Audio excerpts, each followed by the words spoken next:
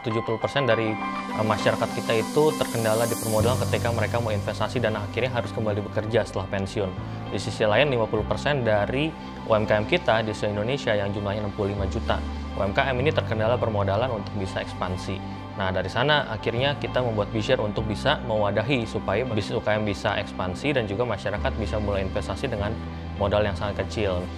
Saya Hendrik Vincent, founder dan CEO dari BeShare.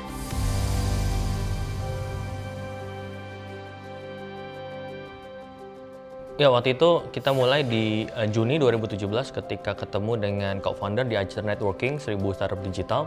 Di sana saya nggak punya co-founder karena saya punya ide dari pengalaman saya sendiri. Kemudian saya beranikan untuk angkat tangan di sana dan kemudian pitch selama 3 menit di antara 200 peserta networking event di 1000 Startup Digital.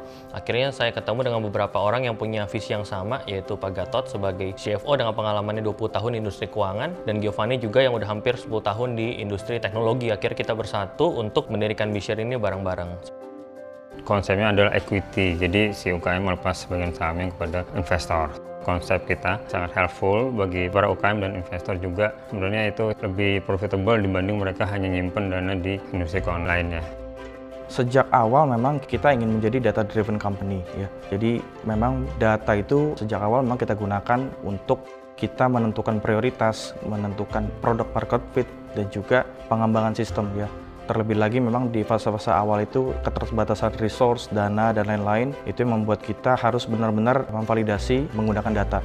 Karena kita berasal dari satu program pemerintah, Gerakan Nasional 1000 Startup Digital, bahwa legitimasi daripada BeShare sebagai sebuah fintech ini juga bisa membantu kita untuk start di awal bagaimana melakukan product market fit validation.